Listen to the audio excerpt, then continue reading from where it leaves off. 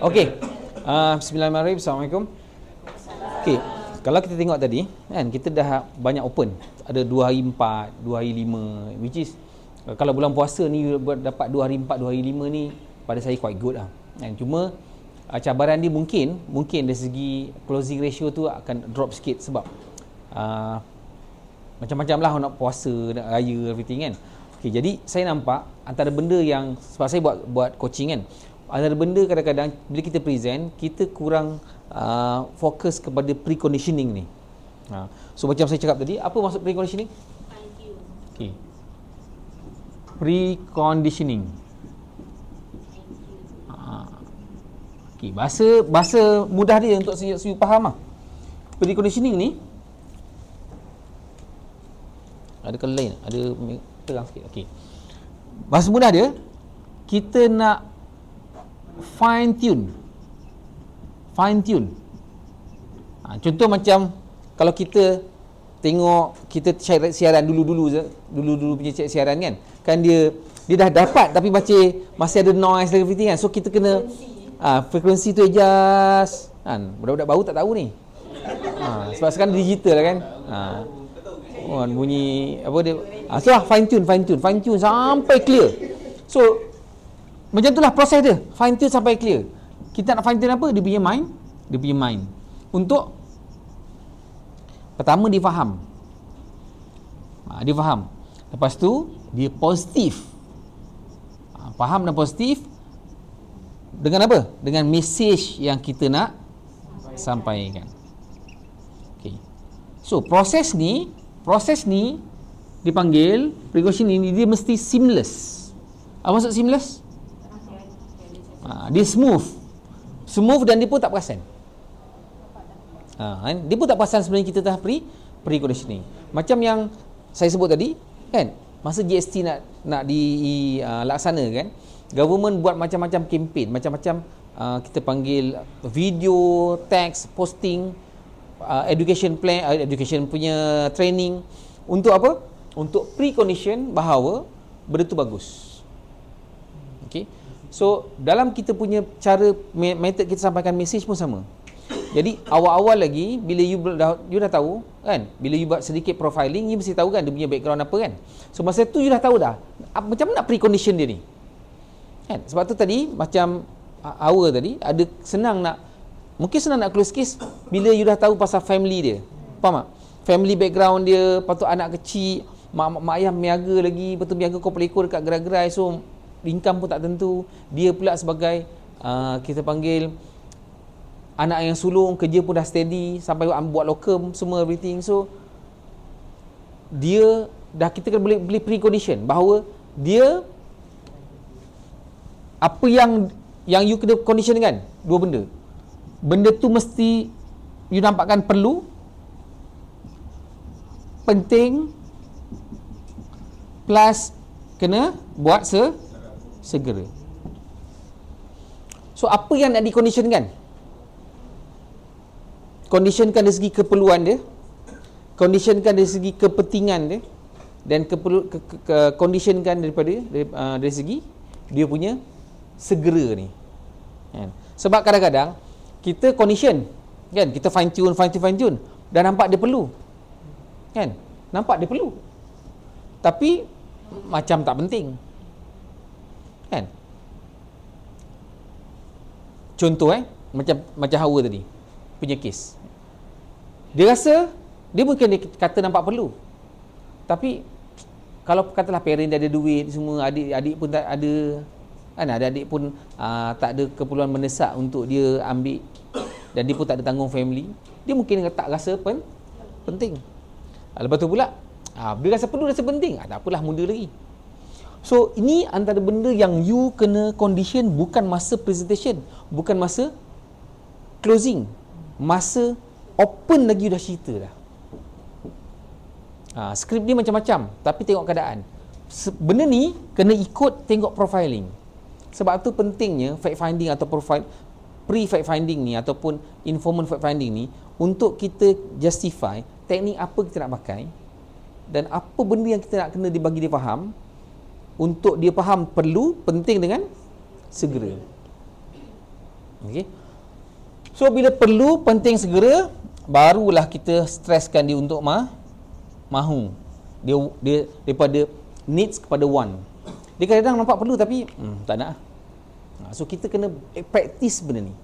Okey. So ni structure yang bila saya coaching agent kan, dia buat tapi berterabur, faham tak? Bila berterabur, kadang-kadang orang, kita tak boleh nak expect klien faham kalau kita sendiri present berterabur. Sebab tu saya nak you bila present, you kena tahu, okay, now aku dekat peringkat pre-conditioning. Aku masuk pre-conditioning, aku kena tahu untuk fine tune mindset dia supaya dia faham, kan? Dan dia boleh positif dengan apa mesej yang aku nak sampaikan. So apa mesej yang you nak sampaikan? Keperluan, kepentingan dan segera ni. So you check lah, kalau katakanlah you nak cerita pasal hibah, tengok profil dia. You kena terangkan kenapa benda tu perlu, bergantung pada profil dia. Kenapa benda tu penting, bergantung pada profil dia. Dan kenapa dia kena ambil segera, bergantung pada profil dia. Kan?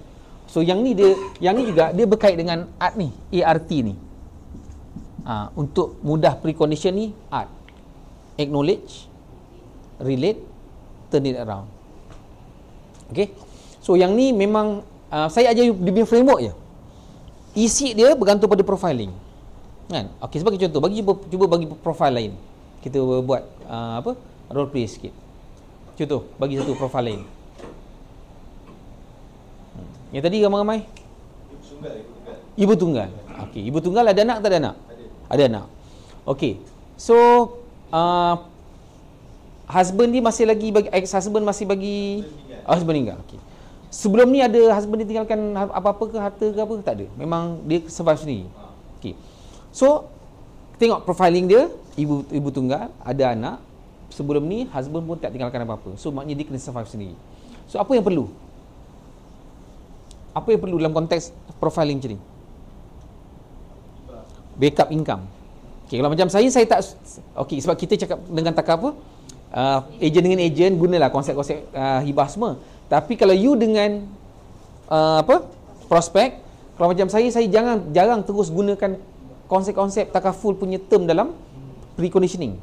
Sebab apa? Sebab kalau kita cerita, otak dia apa?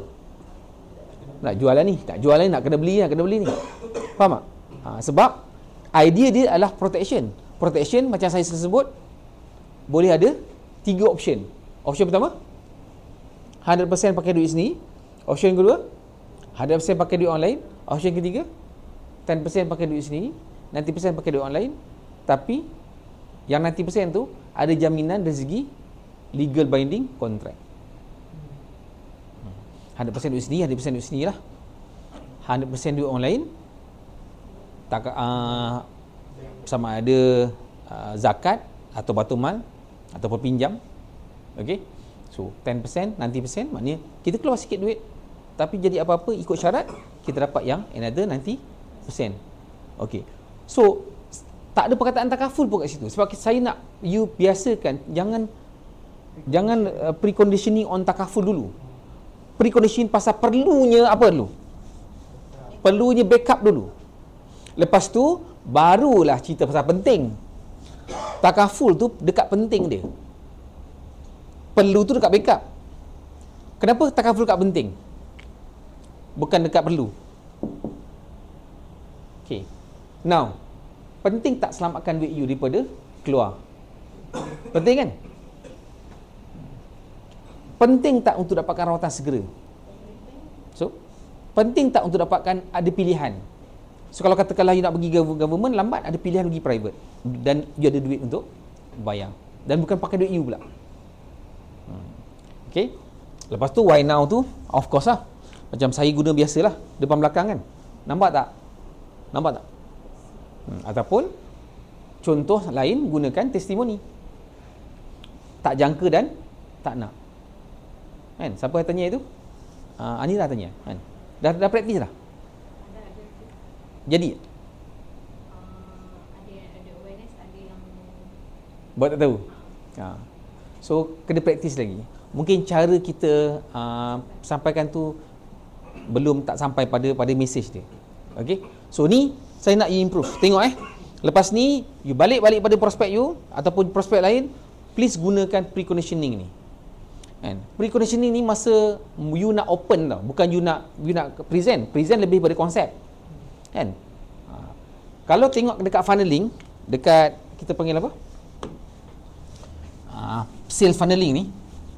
Okay, pre-conditioning ni kat mana?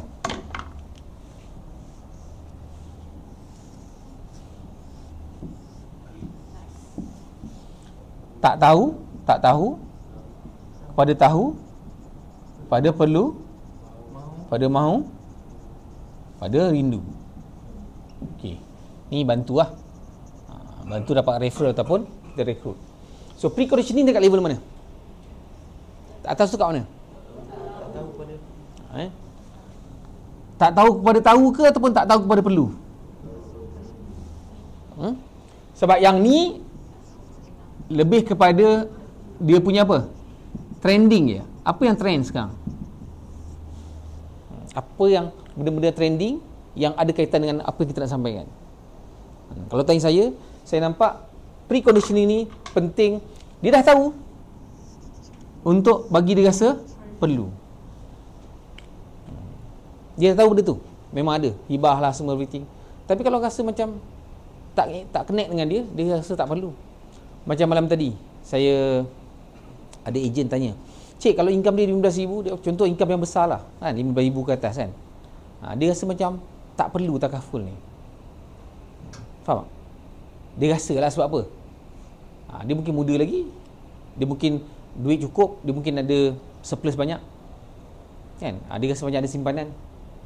So tang mana pre-conditioning tu yang kita perlu buat untuk dia nampak perlu dan penting. Kalau perlu je tak penting, dia buat tak? Dia perlu benda tu perlu tapi tak penting, dia tak buat. Kalau perlu dan penting tapi dia tak nampak dia punya, kita panggil urgency tu. Tu yang ramai jadi apa? Postpone lah. Okay? So saya nak you all improvekan benda ni. Lepas tu bagi feedback kan? Sebab bila saya go through, saya tengok ada banyak benda ejen-ejen yang kurang dekat sini. Sedangkan inilah dulu yang saya dia ajar dan saya praktis. Saya ajar, saya praktis. Sebagai contoh, baru-baru ni saya jumpa prospek kan? Bila sembang-sembang, rupanya anak dia ada masalah autism. Bila masalah autism, saya tanya level macam mana? Level yang susah nak buat judgement. So bila susah nak buat judgement, in case kalau dia tak ada lah, breadwinner ni tak ada, susah kan? Okay. Dia nak kerja pun susah, semua source of income tak ada, apa kena buat? Backup yang macam mana? Hibah lah, income lah. So macam nak uruskan? So lantik trustee. Biar trustee yang bagi duit pada caretaker. Kalau terus bagi kat caretaker, takut apa? Caretaker pula sebat. You nampak tak? So barulah nampak perlu, nampak penting, dan nampak segera.